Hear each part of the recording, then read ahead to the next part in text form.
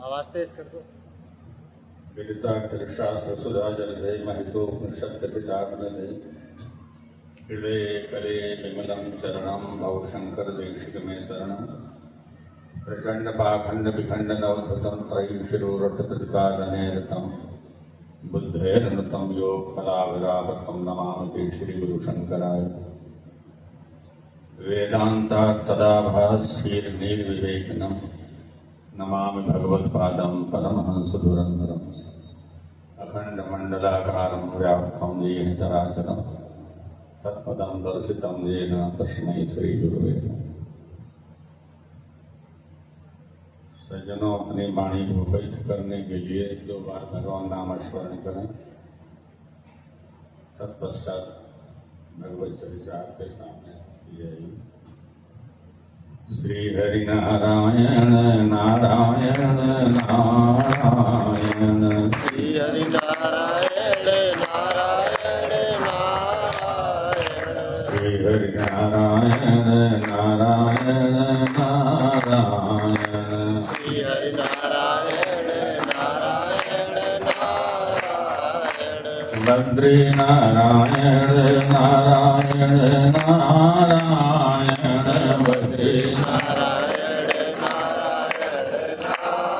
नारायण सब कुछ नारायण नारायण नारायण सब कुछ नारायण नारायण नारायण धर्म की जय हो, अधर्म का नाश हो, प्राणियों में सद्भावना हो, विश्व का कल्याण हो।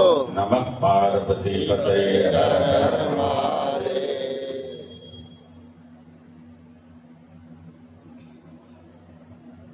इस देवालय में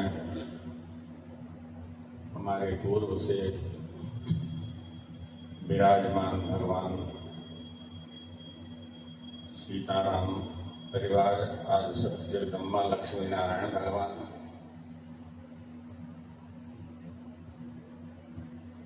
हमारे इस पीठ के पीठाधीश्वर जगत गुरु स्वामी सत्यनारायणाचार्य जी महाराज के अथक प्रयास से जहाँ केवल घनघोर जंगल की तरह कुछ न हो, वहाँ अपनी साधना और समाज के सहयोग से आपने जो कुछ विकास किया है। देखो, विकास धन का कर लेना वो विकास नहीं कहलाता। विकास तो बहुत बड़ी कड़ी है। विकास हम अपने जीवन का करें, जहाँ से आए हैं, जिनके हम ऋणी हैं, भगवान की कृपा बनी रहे, ये सबसे बड़ा विकास है। इनकी दी हुई जो ख्याति हमें मिली है, संपत्ति मिली है, जिसे हम पंचभौतिक शरीर कहते हैं, कबीर की तरह उसे हम किसी तरह से संचित पुष्पित पल्लवित करके उनको उसी तरह से वापस कर दे, ये सबसे बड़ा विकास है। क्योंकि अनित्यानि शरीराणि वैभव नैव संश्रयः नित्यं शरीरे मृत्यु कर्तव्यम धर्म संग्रह। धन तो बहुत मिला है हमको, इससे बड़ा धन और क्या मिल सकता है। श्रीमद् भागवत में भी कहा गया है और आज जगत गुरु शंकराचार्य ने भी कहा, दुर्लभो मानुषो देहे देहिनां क्षणभंगुरः। तो श्रीमद् भागवत में भी कहा गया है और आद्य जगत गुरु शंकराचार्य ने कहा कि दुर्लभम त्रिमय वैत दैवानुग्रह हेतुकम मनुष्यत्वम मुमुक्षुत्वम महापुरुष संश्रय। तो बड़ी दुर्लभ चीज परमात्मा ने हमको बिना प्रयास ही प्रदान कर दिया है। प्रदान करने वाले चाहे महापुरुष हो, भगवान हो, देवी हो, देवता हो, तो हमें कृतज्ञ नहीं बनना चाहिए। आजकल हम कृतज्ञ बनते चले जा रहे हैं। संसार में कोई किसी के साथ हित करता है तो बाद में हम उसे नकार देते हैं और इतना ही नहीं उसके आसपास तक जाने को तैयार नहीं होते। इसी तरह से परमात्मा ने हमें जो ये पंचभौतिक शरीर दिया है, स्वरूप दिया है, ज्ञान दिया है, बिना मांगे,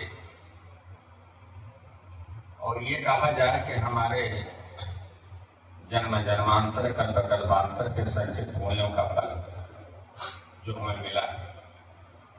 एक ही विद्यालय में विद्यार्थी पढ़ते हैं,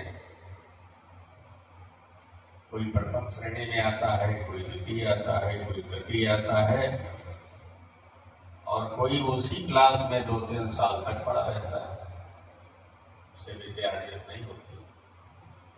संसार में कमाने वाले भी इसी तरह से हैं। कोई दिन भर परिश्रम करते हैं लेकिन शाम को पूरे परिवार को पेट भरने के लिए पूरा पैसा प्राप्त नहीं होता। कोई कुछ नहीं करते हैं लेकिन बैठे बैठे भगवान उनको सब कुछ दे देते हैं। तो भाग्यम फल सर्वत्र न विद्यालय पौरुषम, भाग्य के लिए कहा गया। लेकिन भाग्य बनता बनाता जो बनाते हैं भाग्य, जो बिगाड़ते हैं भाग्य, इसी पंचभौतिक शरीर से होता है। भगवान को भूल जाना ये दुर्भाग्य है और परमात्मा को स्मरण करना ये भाग्य है। तो भविष्य हमारा तब बनेगा जब हम कृतज्ञ नहीं होंगे। कृतज्ञ नाश करता है। आपने मेरे साथ बहुत कुछ किया हो और उसको हम भूल जाए, आपको देखना पसंद न करें, इसे कृतज्ञ कहते हैं। तो भगवान ने हमारे साथ क्या नहीं किया, बहुत कुछ किया। अभी नारायण की हम कथा क्या कीर्तन बता रहे थे, आपसे कह रहे थे, आप भी नारायण बोल रहे थे। लिखा है नरो नारायण प्रसिद्ध चौरा कथिता प्रतिज्ञा, नारद भक्त सूत्र देखिए।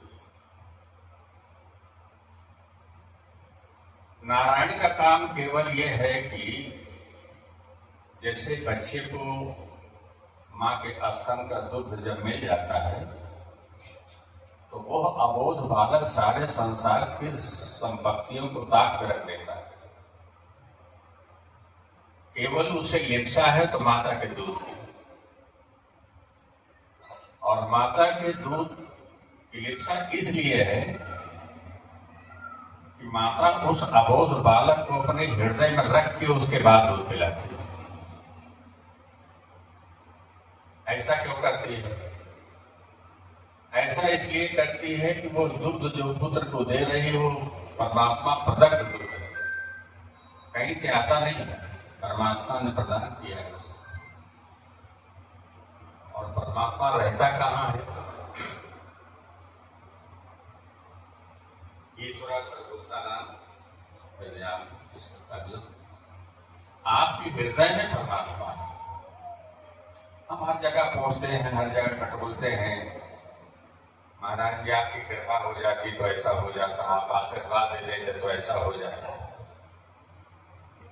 तो ये दारिद्र दुख जो हमारे पीछे लगा हुआ है उसका क्या कारण है? उसका एक कारण है कि ना हमारा परिश्रम है, ना हम कुछ करना चाहते हैं, और जो हमको सब कुछ दे रहा है उसको हम भुला के बैठे हैं। जो हमको कुछ नहीं देता है उसका स्मरण करते हैं।